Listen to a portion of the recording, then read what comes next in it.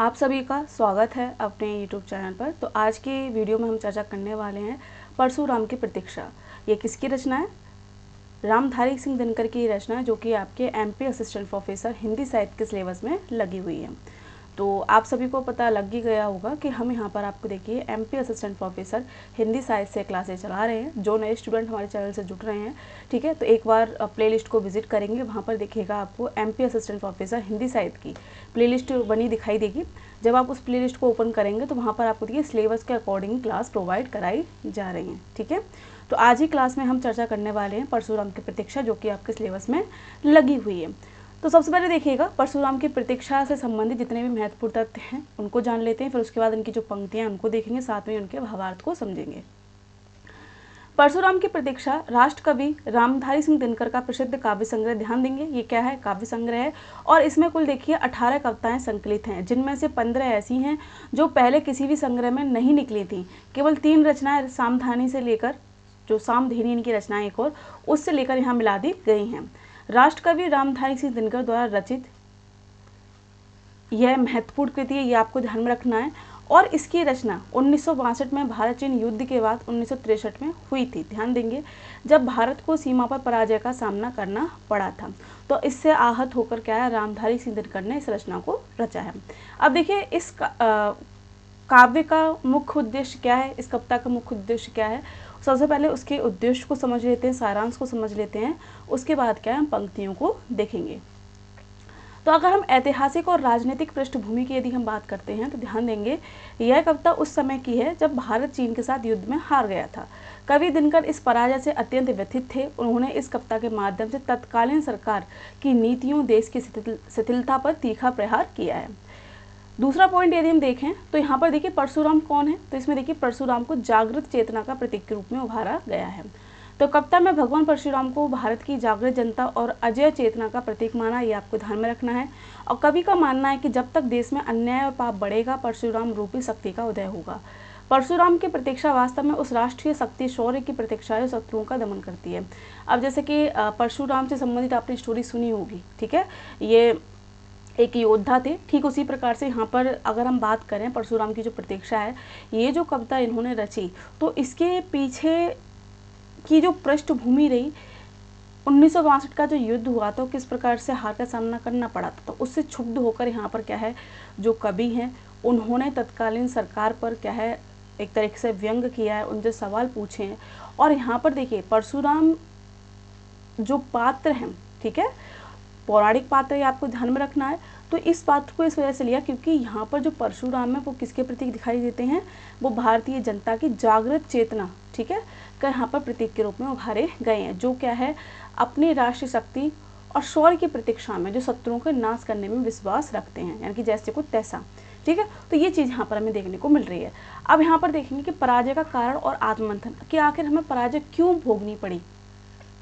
तो दिनकर ने नेफा की सीमा पर भारतीय सैनिकों की स्थिति पर सवाल उठाए हुए पूछते हैं कि इस हार के दोषी कौन है। आंतरिक भ्रष्टाचार, कवि कहते हैं कि असली शत्रु बाहर नहीं बल्कि देश में बैठे हुए लोग हैं, जो कि वास्तविकता है कि ये इतने सारी चीज़ें होती हैं। तो यहाँ पर कहते ना, जब तक घर का कोई भेदी ना हो तो तक सामने वाला भी आप पर एक तरह से अटैक नहीं कर सकता। तो यहाँ पर ये प्रश्न चिन्ह लगाते हैं कि आंतरिक जो भ्रष्टाचार व्याप्त है, पहले इनको निपटाना होगा, है ना, तभी हम क्या है देश की सुरक्षा कर सकते हैं। तो वही बोलते हैं कि असली शत्रु बाहर नहीं है बल्कि क्या देश के अंदर ही बैठे हुए हैं, जो सत्य को दबाते हैं, चापलूसी करते हैं और जिनके हित चोरों ठगों से जुड़े हुए हैं। यानी कि एक तरह से भ्रष्टाचार व्याप्त, हर कोई अपने स्वार्थ में लिप्त है। कहने के लिए क्या है, जनता के लिए चुने जाते हैं, लेकिन कोई जनता के लिए चुनकर नहीं आता, ठीक है, वो सब ढकोसले होते हैं। सबको क्या है अपनी स्वार्थ पूर्ति करनी है, सबको अपना वर्चस्व स्थापित करना है, और वही चीज़ हमें देखने को मिल रही है, ठीक है।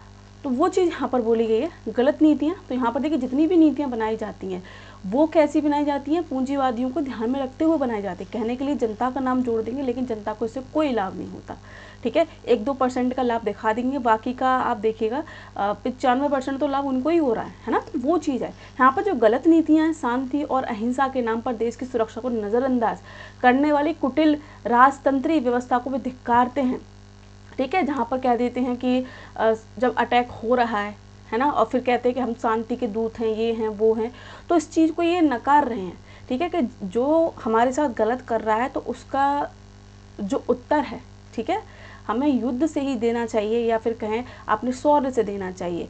तो ये चीज़ यहाँ पर ये बोल रहे हैं। अगला पॉइंट देखिएगा कि शक्ति और शौर्य का आह्वान। तो दिनकर का संदेश स्पष्ट है कि केवल शांति की बात करने से राष्ट्र की रक्षा नहीं होती। नैतिक मूल्यों की रक्षा के लिए, शत्रु के विनाश के लिए शस्त्र उठाने की हिंसा अनुचित नहीं है। यानी कि यदि कोई सामने से आप पर हिंसात्मक कार्यवाही कर रहा है तो इसका मतलब ये नहीं कि आप सिर्फ सहते रहो। अगर आप सहना ही स्टार्ट कर दोगे तो सब कुछ नष्ट हो जाएगा। तो इनका मानना यह है कि शत्रु के विनाश के लिए शस्त्र उठाना अनिवार्य है। वे युवाओं को जगाते हुए कहते हैं कि वीर भोग गया वसुंधरा और हमें अपनी खोई हुई वीरता को पुनः प्राप्त करना होगा। ठीक है, आगे देखिएगा इनकी कविता में क्या है कि कवि को विश्वास है कि लोहित यानी कि कौन, ब्रह्मपुत्र के किनारे जहाँ कवि परशुराम का पाप धोया गया था, वही आज भारत का भी पाप शिथिलता धुल गया है। अब भारत एक नए तेज के साथ उठेगा, अपनी सीमाओं की रक्षा करेगा। तो परशुराम की जो प्रतीक्षा है, परशुराम के जो प्रतीक है वो भारतीय जनता की जागृत चेतना का प्रतीक इसमें दर्शाया गया है। और जब आप इनकी कविता देखते हैं, यहाँ पर हमने आपको सारांश बता दिया है इसमें क्या है। सबसे पहले देखिएगा जो सरकार की कुनीतियाँ हैं, ठीक है, उनको यहाँ पर विद्रोह कर रहे हैं, ठीक है, रक्षा को लेकर यहाँ पर ये बात कर रहे हैं। और देश के अंदर जो भ्रष्टाचार व्याप्त है, ठीक है, किस प्रकार से ये सारी चीज़ें की जाती हैं, जब तक क्या है देश आंतरिक रूप से ठीक नहीं होगा, जो गलत लोग हैं जब तक उनको नहीं हटाया जाएगा, उनको सज़ा नहीं दी जाएगी, तब तक बाहर से जितने भी आक्रमण होते रहें कोई सुरक्षा करने का कोई फ़ायदा नहीं है, क्योंकि आंतरिक रूप से तो देश खोखला हो ही रहा है। तो ये उस समय देखिए रामधारी सिंह दिनकर ने ये सारी चीज़ें लिखी थी और यहाँ पर क्या युवाओं को प्रोत्साहित किया गया है। ठीक है, तो ये सारी चीज़ें आपको ध्यान में रखनी है। यह कृति आज भी प्रासंगिक है क्योंकि यह राष्ट्र गौरव, वीरता और आत्मसम्मान का पाठ पढ़ाती है। यहाँ पर ये नहीं कह रहे कि आप अहिंसा का साथ दीजिए। देखिए इनका मानना ये है कि जब कोई आपको परेशान करे, जब कोई आपको मारने पर आए, है ना, तो आप उसका प्रत्युत्तर दीजिए। ठीक है, तो वो चीज़ यहाँ पर बोली है। यहाँ पर इन्होंने अहिंसा का साथ न देकर हिंसा को प्रायोरिटी इस वजह से दी। देखिए आपको भावार्थ समझना होगा। क्यों? अगर आक्रमण हो रहा है तो आपको भी उसी की आवाज़ में जवाब देना पड़ेगा। ठीक है, तो वो चीज़ यहाँ पर बोल रहे हैं। अब देखिए यहाँ पर पंक्तियाँ हम देख लेते हैं। पंक्तियों के साथ देखिए यहाँ पर हमने आपको भावार्थ भी दिया है, तो आप ध्यान में रखेंगे। सबसे पहले देख पढ़ते हैं कि गर्दन पर किसका पाप वीर ढोते हो, सोड़ित से तुम किसका कलंक धोते हो। अब देखिए यहाँ पर क्या बोल रहे हैं, इन पंक्तियों में कवि प्रश्न करते हैं किससे, वीरों से, कि वे अपनी गर्दन पर किसका पाप का बोझ उठाए हुए हैं, अपने रक्त से किसके कलंक को धो रहे हैं। कवि कहता है कि वे उन लोगों के पापों का बोझ उठा रहे हैं जो अत्यधिक करुणा और आदर्शवाद की बातें करते रहे, परंतु उनमें वास्तविक साहस, संघर्ष की शक्ति नहीं थी। वे लोग सस्ती प्रसिद्धि प्राप्त करने और अपने आप को महान समझने के लिए निर्बल कल्पनाओं में खो गए। ठीक है, तो ये चीज़ यहाँ पर बोली जा रही है कि गर्दन पर किसका पाप भी ढोते हो, सोड़ित से, यानी कि सोड़ित इनकी लहू यानी कि खून, किसका कलंक धोते हो, उनका जिनमें कारुण्य असीम तरल था, यानी कि उनका जो क्या है सिर्फ आपको अत्यधिक करुणा और आदर्शवाद की बातें सिखाते हैं। तारुण्य ताप्त नहीं था, ना रंच गरल था, सस्ती सुकीर्ति यानी कि सस्ती प्रसिद्धि के लिए उन्होंने युवाओं को मूर्ख बनाया। निर्वीय कल्पनाओं में भूल गए। गीता में जो त्रिपिटक निकाय पढ़ते हैं, तलवार गलाकर जो तकली करते हैं, शीतल करते हैं अनल प्रबुद्ध प्रजा को, शेरों को शिखलाते हैं धर्म अजा को। अब देखिए यहाँ पर क्या बोल रहे हैं, ध्यान देंगे कि कवि व्यंग करते हुए कहता है कि ऐसे लोग जो धर्म ग्रंथों का पाठ तो करते हैं, परंतु जब अन्याय और अत्याचार के विरुद्ध खड़े होने का समय आता है तो वे तलवार को पिघलाकर तकली बना देते हैं, अर्थात संघर्ष से बचने का उपदेश देते हैं। वे जागरूक और क्रोधित जनता की आग को शांत करने का प्रयास करते हैं। वीरों को भी कायरता का उपदेश देते हैं, जैसे शेर को बकरी का धर्म सिखाया जाता है। ठीक है, तो ये चीज़ आपको ध्यान में रखनी है। प्यारी वसुंधरा में गुरुपद पाने को, प्यासी धरती के लिए अमृत लाने को, जो संत लोग सीधे पाताल चले थे, हम उसी धर्म की लाश यहाँ ढोते हैं, शोड़ित से संतों का कलंक धोते हैं। अभी आगे क्या बोले, कभी आगे कहते हैं कि ऐसे तथा कथित संत और धर्मगुरु संसार में उच्च स्थान पाने, मानवता की सेवा करने का दावा करते रहे, परंतु उनके आदर्शों के कारण समाज कमजोर हो रहा है और ये वास्तविकता भी है। इसलिए आज के वीर उस विकृत धर्म की लाश को ढो रहे हैं, अपने रक्त से उन संतों के लगाए हुए कलंक को मिटाने का प्रयास कर रहे हैं। अर्थात कवि का मुख्य उद्देश्य केवल आदर्शवाद, करुणा, अहिंसा से समाज की रक्षा नहीं हो सकती। अन्याय अत्याचार के समय वीरता, साहस और संघर्ष भी उतने ही आवश्यक हैं। जैसी परिस्थिति होती है उसी के अकॉर्डिंग क्या है, हमें प्रत्युत्तर देना चाहिए। ये कहना है किनका, रामधारी सिंह दिनकर का, कि यदि कोई हमसे सामने से कोई मारने को आ रहा है, अब ये तो नहीं है ना कि हम सिर्फ उसकी मार ही सहते रहेंगे। जब तक आप उसका विरोध नहीं करेंगे, ठीक है, तब तक एक तरीके से कहें आप अपने आप को नहीं बचा सकते। तो यहाँ पर इनका कहने का तात्पर्य यह है कि सिर्फ करुणा और आदर्शवाद की बातें अच्छी नहीं लगती, विपत्ति के समय आपके साथ अत्याचार हो रहा है तो वहाँ पर आपको वीरता, ठीक है, साहस की आवश्यकता होती है। तो ये यहाँ पर इसका भावार्थ निकल कर आ रहा है। ठीक, चलिए आगे की पंक्तियाँ देखते हैं कि हीर बंधु दाई है कौन विपद का, हम दोषी किसके कहें तुम्हारे वध का। यह गहन प्रश्न कैसे रहस्य समझाएं, 10-20 अधिक हों तो हम नाम गिनाएं, पर कदम कदम पर यहाँ खड़ा पातक है, हर तरफ लगाए घात खड़ा घातक है। अब यहाँ पर क्या बोल रहे हैं कि इन पंक्तियों में कभी वीरों की मृत्यु, अब देखिए आक्रमण होता है तो किस प्रकार से सैनिक मारे जाते हैं, तो यहाँ पर ये प्रश्न लगाते हैं कि आखिर उन लोगों का क्या दोष था। तो देखिए इन पंक्तियों में कभी वीरों की मृत्यु, समाज पर आए संकट के लिए जिम्मेदार लोगों के बारे में प्रश्न उठाता है, और कवि कहता है, कवि वीर बंधुओं से पूछता है, जो शहीद हुए उनसे पूछता है, हे वीर बंधु दाई कौन विपद का, हम दोषी किसको कहें तुम्हारे वध का, यानी कि कौन तुम्हारे वध का, यानी कौन तुम्हारी मृत्यु का दोषी है। ठीक है, तो यहाँ पर कि विपत्ति का असली दोषी कौन है, उनके वध का आरोप किस पर लगाया जाए, यह प्रश्न बहुत गहरा और जटिल है, क्योंकि यदि दोषी लोग केवल कुछ ही होते तो उनके नाम गिनाए जा सकते थे, लेकिन यहाँ तो हर कदम पर पाप षड्यंत्र खड़े दिखाई देते हैं। आगे क्या बोल रहे हैं कि यह गहन प्रश्न कैसे रहस्य समझाएं, 10-20 अधिक हों तो हम नाम गिनाएं, हर कदम पर यहाँ खड़ा पातक है, हर तरफ लगाए खड़ा घातक है। तो देखिए यहाँ पर रामधारी सिंह दिनकर ने क्या बोला, जब तक आंतरिक क्षेत्र में बैठे, यानी कि जब तक देश के अंदर बैठे, ठीक है, उन दुश्मनों का खात्मा नहीं किया जाएगा, तब तक ऐसे आक्रमण होते रहेंगे और वीर शहीद होते रहेंगे। ठीक, तो वो चीज़ यहाँ पर ये बोल रहे हैं। आगे कहते हैं कि कवि कह रहे हैं कि समाज में ऐसे बहुत से लोग हैं जो बाहर से तो देवता जैसे दिखाई देते हैं और ये वास्तविकता है, लेकिन भीतर से गलत निर्णय लेते हैं, गुप्त रूप से अन्यायपूर्ण आदेश लिखते हैं। और क्यों लिखते हैं, सिर्फ अपने स्वार्थ पूर्ति के लिए। ऐसे लोग वास्तव में समाज के लिए घातक हैं। इसी प्रकार वे लोग भी दोषी हैं जो गुण और योग्यता की जगह केवल जाति, कुल या गोत्र को महत्व देते हैं। देखिए कितनी बड़ी प्रासंगिक बात कही गई है, सिर्फ जाति, कुल और गोत्र को देखकर क्या प्रायोरिटी देते हैं, ना कि व्यक्ति के गुण को देखकर। ठीक है, और ये आप जॉब वगैरह में देख भी रहे होंगे, चाहे वो प्राइवेट सेक्टर हो चाहे वो गवर्नमेंट सेक्टर हो। कवि का संकेत है कि ऐसे संकीर्ण विचारों वाले लोगों के कारण ही समाज को हानि पहुंच रही है, और पिछड़ापन भी ऐसे लोगों की कारण ही है जो जाति, धर्म, ठीक है, लिंग और कुल गोत्र को देखकर क्या है, लोगों को चुनते हैं, ना कि उनकी योग्यता को देखकर। आगे क्या बोल रहे हैं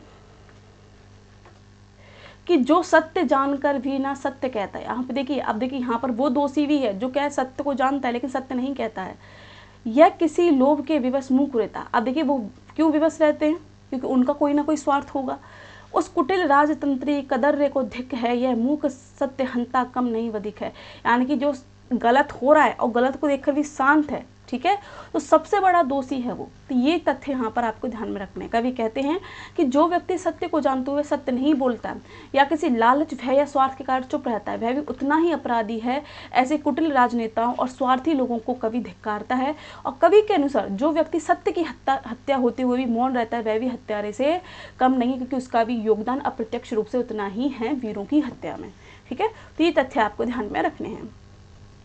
अर्थात कवि का संदेश क्या है कि समाज में अन्याय और संकट केवल प्रत्यक्ष अपराधी नहीं है, बल्कि वे लोग भी जिम्मेदार हैं जो स्वार्थ, भय, लालच के कारण सत्य का साथ नहीं देते, जो सिर्फ क्या अपने स्वार्थ पूर्ति पर रहते हैं, अपने एक स्टेटस को मेंटेन करने के लिए रहते हैं, बनाकर रखना चाहते हैं। ठीक है, तो ये उन लोगों को भी यहाँ पर दोषी माना गया है। आगे चलिए, आगे पंक्तियाँ क्या कह रही हैं कि चोरों के हैं जो हितु ठगु के बल हैं, जिनके प्रताप से पलते पाप सकल हैं, जो छल प्रपंच सबको प्रश्न देते हैं, या चाटुकार जन से सेवा लेते हैं, या पाप उन्हीं का हमको मार गया, भारत अपने घर में ही हार गया।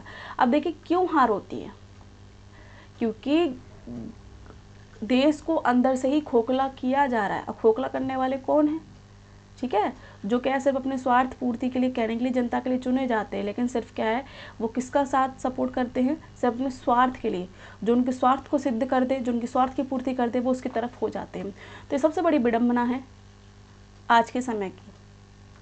है कौन यहाँ कारण जो नहीं विपद का, किस पर जिम्मा है नहीं हमारे बद का, जो चरम पाप है हम उसी की लत हैं, देहिक बल को रहता यह देश गलत है, नेता निमग्न दिन रात शांति चिंतन में, कवि कलाकार ऊपर उड़ रहे गगन में। अब देखिए यहाँ पर कितनी बड़ी बात है कि ऐसी स्थिति में जो नेता हैं वो चुप हैं, ठीक है, अपने भवन में बैठे हैं, लेकिन शहीद कौन हो रहा है, एक वीर शहीद हो रहे हैं, सैनिक शहीद हो रहे हैं, कवि कलाकार ऊपर उड़ रहे गगन में। और देखिए जो कवि हैं, जो कलाकार हैं, जिनसे क्या है जनता एक तरीके से कहें आकर्षित होती है, ठीक है, उनके फैन बन जाते हैं, लेकिन वो लोग भी क्या है सिर्फ अपने प्रसिद्धि के लिए, ठीक है, सिर्फ पैसे कमाने में रह जाते, जो उनका दायित्व है उस दायित्व का निर्वहन वो नहीं करते। यज्ञाग्नि हिंदी में समिध नहीं पाती है, पौरुष की ज्वाला रोज बुझी जाती है। अब पौरुष की ज्वाला कौन, वीर सैनिक। तो यहाँ पर ये प्रश्न कर रहे हैं जो वीर सैनिक मरते हैं तो असल में उनका दोषी कौन है, जो आक्रमण कर रहा है वो, या फिर जो चुप बैठकर देख रहा है, ठीक है, और जो क्या है इन सब की खबर दे रहा है वो बदनसीब अंधो कमजोर अभागो, अब भी तो खोलो नयन नींद से जागो, अब अघी बाहुबल का जो अपलापी है, जिसकी ज्वाला बुझ गई वही पापी है। अब देखिए इसका भावा समझ लें, ऊपर की पंक्ति देखेंगे, चोरों के जो हितु, ध्यान देंगे कि इन पंक्तियों में कवि समाज और राष्ट्र की दूरदर्शा के लिए जिम्मेदार लोगों की तीखी आलोचना करता है। कवि कहता है कि समाज में ऐसे लोग भी हैं जो चोरों और ठगों का साथ देते हैं, जो कि वास्तविकता है, तथा उनके हितैषी बने रहते हैं। उनके प्रभाव संरक्षण के कारण ही समाज में अनेक प्रकार के पाप और अपराध फलते फूलते हैं। वे लोग छल कपट प्रपंच को बढ़ावा देते हैं तथा चाटुकारों से अपनी प्रशंसा करवाते हैं। कवि के अनुसार यही पाप भ्रष्ट प्रवृत्तियां अंततः राष्ट्र को नुकसान पहुंचाती है।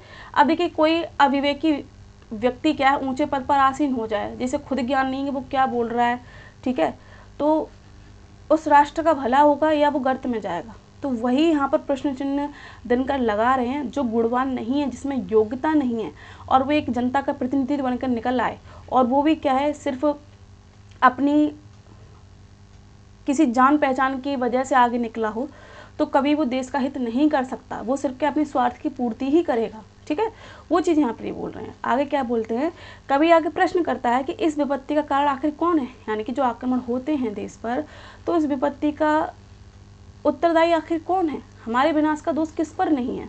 उसका आशय है कि समाज पर लगभग हर वर्ग किसी न किसी रूप में इस संकट के लिए जिम्मेदार है। कभी कहता है कि समाज में सबसे बड़ा पाप यह है कि लोग शारीरिक शक्ति, साहस और पराक्रम को तुच्छ समझने लगे हैं। परिणाम स्वरूप देश में वीरता पुरुषार्थ का हिरास होने लगा है। अब देखिए पुरुषार्थ का हिरास कैसे होने लगा है, क्योंकि अगर कोई सच के खिलाफ आवाज़ उठाएगा सबसे पहले देखिए उसको ही धरा जाता है, उसको ही पकड़ा जाता है। कोई अगर प्रश्न उठाता है सबसे पहले उसको ही पकड़ा जाता है, फिर उसको देशद्रोही बोल दिया जाता है। तो ये वास्तविकता है, इसको देखिए उस समय रामधारी सिंह दिनकर ने लिखा था, ठीक है। आगे चलते हैं, क्या बोल रहे हैं कि कवि कहता है कि नेता दिन रात केवल शांति और आदर्शवाद की बातें करते रहते हैं, और आप देख लीजिए न्यूज़ चैनल पर यही होता है, ठीक है। जो समस्या है जनता की उस पर कोई नहीं बोलना चाहता कि जो बेरोजगारी है, अशिक्षा है, इसे किस प्रकार से दूर करें, अपराधों को किस प्रकार से रोकें। सिर्फ यहाँ पर क्या है आदर्शवाद की बातें होती हैं, जबकि कवि कलाकार कल्पना के आकाश में उड़े रहते हैं, और जो कलाकार हैं बड़े बड़े, ठीक है, जिनसे जनता प्रभावित होती है, वो भी क्या है सिर्फ अपने पैसे कमाने में लगे हुए हैं। वास्तविकता से सब दूर हैं, ठीक है। जनता की क्या समस्याएं हैं उन्हें किसी से कोई मतलब नहीं है। किनको, जो नेता हैं, जो कलाकार हैं, बड़े पद पर हैं, ओहदे पर हैं, उन्हें कोई मतलब नहीं है। इस कारण भारत में जो वीरता पुरुषार्थ की अग्नि होनी चाहिए उसे ईंधन नहीं मिल पा रहा, और वह धीरे धीरे बुझती जा रही है, क्योंकि जो आवाज़ उठाता है उसे धर लिया जाता है। तो वही चीज़ यहाँ पर बोली जा रही है। अंत में कवि देशवासियों को झकझोरते हुए कहते हैं कि हे दुर्भाग्यग्रस्त अंधे लोगों, अब तो अपनी आंखें खोलो, नींद से जागो। जो लोग बाहुबल और साहस का तिरस्कार करते हैं, जिनके भीतर वीरता की ज्वाला बुझ चुकी है, वही वास्तव में सबसे बड़े पापी हैं। तो इस पूरे प्रसंग में कवि ने का मुख्य संदेश क्या है कि राष्ट्र की कमजोरी का कारण केवल बाहरी शत्रु नहीं है, बल्कि घर के अंदर बैठे, देश के अंदर बैठे, ठीक है, जो सिर्फ कहने के लिए आदर्शवादी बात करते हैं, लेकिन वही क्या है देश विरोधी कार्य कर रहे हैं। तो यहाँ पर क्या बोल रहे हैं कि शत्रु केवल बाहरी नहीं, बल्कि समाज के भीतर फैली कायरता, भ्रष्टाचार, चाटुकारिता, वीरता की उपेक्षा भी है। इसलिए लोगों को जागकर साहस, शक्ति, पुरुषार्थ को पुनः जागृत करना चाहिए। अगली पंक्तियाँ देखिएगा कि जब तक प्रसन्न है अनल सगुण सस्ते हैं, जहाँ खड़क सब पुण्य वहीं बसते हैं। क्या बोल रहे हैं? इन पंक्तियों में कवि वीरता, शक्ति, साहस के महत्व को स्पष्ट करता है। कवि कहता है कि जब तक वीरता, शक्ति, अग्नि प्रज्वलित रहती है तब तक समाज सद्गुण सुरक्षित रहते हैं। यानी कि जब तक क्या है, वीरों का सम्मान होता है, ठीक है, वीरों की समस्याओं को समझा जाता है, तब तक क्या है, समाज सही रहता है। वीरता जहाँ पर नहीं, पुण्य का क्षय, और जहाँ पर वीरता नहीं है, जहाँ पर वीरों का सम्मान नहीं है, वीरों के हितों के विषय में बात नहीं की जाएगी, वहाँ पर समाज का क्षय होना स्टार्ट हो जाएगा। वीरता जहाँ पर नहीं, स्वार्थ की जाए। अब देखिए, जहाँ पर वीरता नहीं है वहाँ पर सीधी सी बात है, स्वार्थ पूर्ति हमें देखने को मिल रही है। तलवार पुण्य की शकी है, धर्म पालक है, लालच पर अंकुश कठिन, लोभ शालक है, असी छोड़ भीरु वन, जहाँ धर्म सोता है, पातक प्रचंडतम वही प्रकट होता है। क्या बोल रहे हैं? आगे इसका भावार्थ देखते हैं। कवि तलवार को पुण्य की शकी और धर्म की रक्षक बताता है। उसका अर्थ है कि धर्म और न्याय की रक्षा के लिए शक्ति और साहस की आवश्यकता होती है। तो तलवार क्या है? पुण्य की शकी है। तलवार लोभ लालच पर कठोर नियंत्रण लगाने का साधन है, लेकिन जहाँ लोग तलवार छोड़कर कायर बन जाते हैं वहाँ धर्म कमजोर पड़ जाता है और पाप तथा अन्याय प्रबल हो जाते हैं। तलवारें सोती जहाँ बंद मयानों में, किस्मतें वहाँ सड़ती तहखानों में, बलि वेदी पर वालियाँ नथें चढ़ती हैं, सोने की ईंटें मगर नहीं कहीं करती हैं, पूछो कुबेर से कब सुवर्ण वे देवेंगे, यदि आज नहीं तो सुयस कब लेंगे, तूफान उठेगा प्रलय बाण छूटेगा, है जहाँ स्वर्ण बम नहीं स्यात फूटेगा। अब आगे क्या बोलते हैं? कवि बोल रहे हैं कि तलवार यदि मयान में बंद होकर सोती ही रहेगी, वहाँ लोगों की किस्मत भी अंधेरे के तहखानों में सड़ने लगेगी। यानी जब तक लोग क्या है, विरोध करना नहीं सीखेंगे, तब तक क्या है, उनकी जो किस्मत है तहखाने में सड़ती रहेगी। ठीक है, ऐसे समाज में बलिदान तो होते हैं, लोग अपने आभूषण और छोटी छोटी चीज़ें चढ़ा देते हैं, परंतु वास्तविक संपत्ति शक्ति के लिए कोई संघर्ष नहीं करता। अंत में कवि व्यंग करता हुआ कहता है कि धन की देवता कुबेर से पूछो कि वे अपना सोना कब देंगे। अर्थात लोग धन और संसाधनों पर अधिकार जमाए बैठे हैं, वे स्वेच्छा से कुछ नहीं देंगे। इसलिए जब अत्याचार असमानता बढ़ेगी तब समाज में तूफान उठेगा, क्रांति का विस्फोट होगा। अब यहाँ पर देख किन लोगों पर चोट की गई, पूंजीवादी लोगों पर चोट की गई है। ठीक है, अगर वो चाहें तो बहुत कुछ बदल सकते हैं इसमें, लेकिन नहीं, उन्हें क्या अपने आप को आगे रखना है, कोई उनके बराबरी ना कर पाए। तो ये पूरी चीज़ें यहाँ पर बताई जा रही हैं। जहाँ धन का अन्यायपूर्ण संचय है वहीं विद्रोह विस्फोट की संभावना भी उत्पन्न हो जाती है। ठीक है, तो ये चीज़ें बताई जा रही हैं कि असमानता क्यों है, आर्थिक विषमता हम जो देखते हैं तो मूल कारण क्या है? पूंजीवादी व्यवस्था है ना। जो गरीब है वो और गरीब हो रहा है, जो अमीर है वो और अमीर हो रहा है, और जो भी नीतियाँ बन रही हैं वो पूंजीवादी लोगों को ध्यान में रखकर ही बन रही हैं।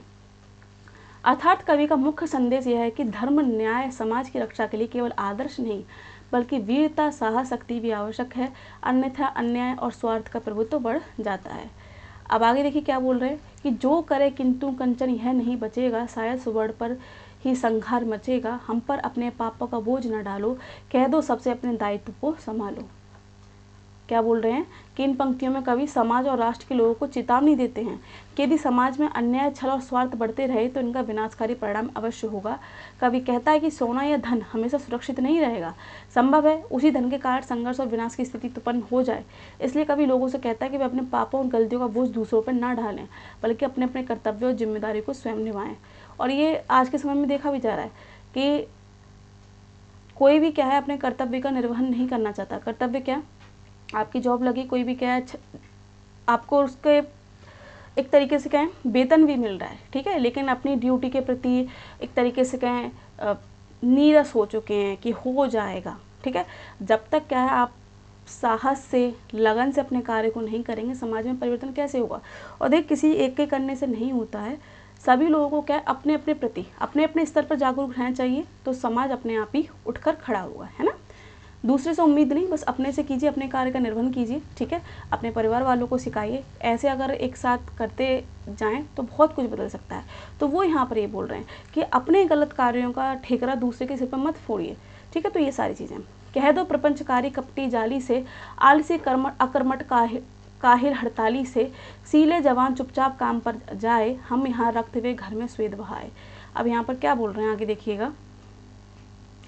कवि कहते हैं कि जो लोग छल कपट आलस अकर्मण्यता में लगे हुए हैं उन्हें अपनी कपटपूर्ण प्रवृत्ति को छोड़कर ईमानदारी से काम करना चाहिए। अब देखिए यहाँ पर उन लोगों के लिए भी लिखा गया है जो क्या है भ्रष्टाचार करते हैं, ठीक है, अपने कार्य का निर्वहन नहीं करते, जो लोग युद्ध भूमि में अपने रक्त से देश की रक्षा कर रहे हैं, उनके साथ समाज के अन्य लोगों को भी क्या है, परिश्रम त्याग से सहयोग करना चाहिए।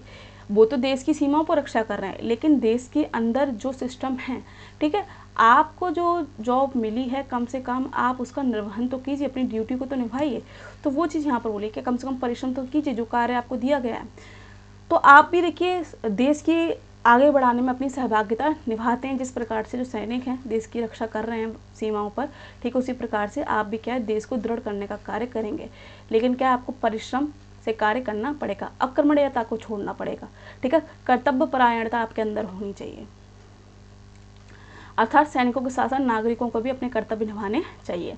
आगे क्या बोल रहे हैं कि हम दें उसको विजय हमें तुम बल दो, यानी कि हम दें उसको विजय हमें तुम बल दो, दो शस्त्र अपना संकल्प अटल दो, हो खड़े लोग कटिबद्ध व यदि घर में, कौन हमें जीते यहाँ समर में। अब देखिए यहाँ पर कवि क्या बोल रहे हैं कि कवि वीरों की ओर से जनता से आग्रह करता है कि वे उन्हें शक्ति, शस्त्र और अटल संकल्प प्रदान करें। यदि लोग देश के घरों में संगठित और दृढ़ निश्चयी होकर कर्तव्य परायण रहें तो युद्ध भूमि में कोई भी शत्रु उन्हें पराजित नहीं कर सकता।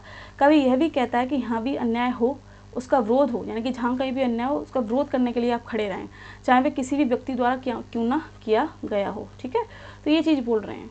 आगे चलिएगा कि हो जहाँ कहीं भी अन्याय उसे रोको रे, जो करे पाप शशि सूर्य उन्हें टोको रे। जहाँ जा कहो पुण्य यदि बड़ा नहीं शासन में, या आग सुलगती रही प्रजा के मन में।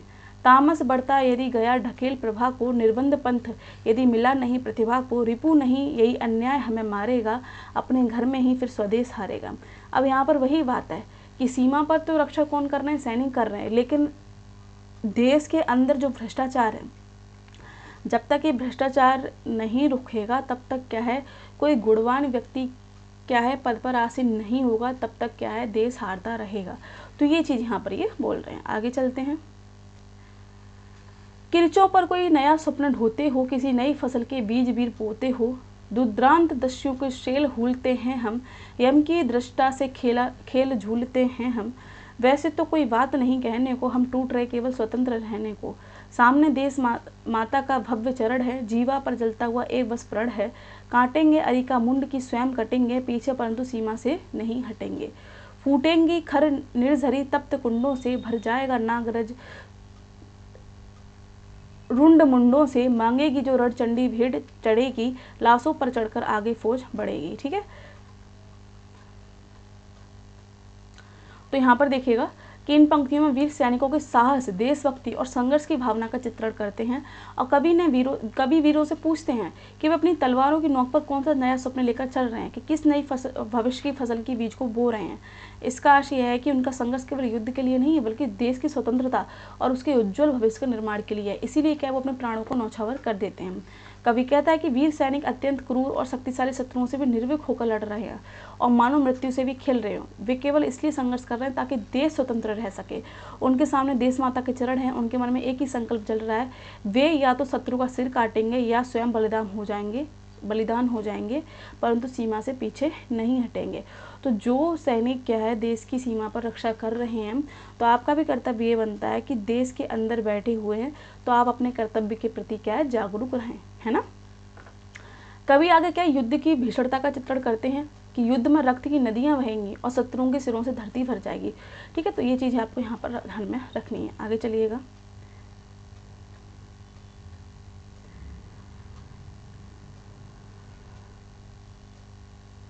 ये पंक्ति महत्वपूर्ण है। आजन्मा सहा जिसने ना व्यंग थोड़ा था, आजीज आकर जिसे स्वदेश को छोड़ा था। हम हाय आज तक जिसको गुहारते रहे, नेता जी अब आते हैं। साहसी सूर रस के उस मतवाले को, टेरो टेरो आज़ाद हिंद वाले को। खोजो टीपू सुल्तान कहाँ सोए हैं, अशफाक उस्मान कहाँ सोए हैं, बम्ब वाले वीर जवान कहाँ सोए हैं। अब देखिए यहाँ पर क्या है, उन सभी क्रांतिकारी यों का नाम यहाँ पर गिनाया जा रहा है जिन्होंने क्या है देश की रक्षा के लिए, ठीक है, अपने प्राण त्याग दिए। यहाँ पर आप देखेंगे टीपू सुल्तान, अशफाक उल्लाह खां, ठीक है, भगत सिंह, रानी लक्ष्मीबाई, इसके साथ ही हम देखते हैं सुभाष चंद्र बोस। तो इन लोगों के नाम यहाँ पर गिनाए जा रहे हैं कि किस प्रकार से इन्होंने देखिए अपने कर्तव्य का निर्वहन किया, अपने देश की रक्षा करने के लिए, ठीक है, अपने देश को स्वतंत्र करने के लिए क्या इन्होंने अपने प्राणों का बलिदान दे दिया। तो यहाँ पर यही उम्मीद क्या है, जो जनता है, ठीक है, और जो जनता के प्रतिनिधि हैं, जो राजनेता हैं, तो उनसे भी यही उम्मीद की जा रही है कि जब ये लोग कर सकते हैं तो आप क्यों नहीं, ठीक है। तो युवाओं से भी एक ये उम्मीद की जा रही है। तो यहाँ पर देखिए परशुराम की जो प्रतीक्षा है, तो यहाँ पर जो कवि है इसमें मुख्य संदेश क्या है कि राष्ट्र को संकट से बचाने के लिए इतिहास के महान वीरों की स्मृति से प्रेरणा लेकर साहस, पराक्रम और क्रांतिकारी चेतना को जागृत करना आवश्यक है। कि बाहर तो जो सीमा पर सैनिक है वो रक्षा कर रहे हैं, लेकिन देश जो अंदर से खोखला हो रहा है, जो देश के भीतर बैठे हुए शत्रु हैं, ठीक है, उनका विनाश सबसे पहले ज़रूरी है। तो ये तभी हो पाएगा कि जब देश के अंदर बैठे हुए जो शत्रु हैं उनका नाश हो, ठीक। तो यहाँ पर देखिएगा परशुराम की प्रतीक्षा से संबंधित जितने भी महत्वपूर्ण तथ्य थे वो हमने यहाँ पर आपको बता दिए, भावार्थ यहाँ पर दिया गया है। अब देखिए किसी भी स्टूडेंट को नोट्स चाहिए, क्योंकि देखिए लास्ट टाइम पे आपको नोट्स की आवश्यकता पड़ेगी, तो देखिए यहाँ पर जो नोट्स हैं आपको 999 में उपलब्ध हो जाएंगे, ठीक है। तो ज़्यादा से ज़्यादा देखिए आपको वीडियो शेयर करनी है, चैनल को सब्सक्राइब करना, और किसी को कोई भी डाउट रहा करे तो आप कमेंट बॉक्स में बताया करेंगे, ठीक है। तो ऐसे ही बने रहिए अपने चैनल के साथ। बहुत बहुत धन्यवाद।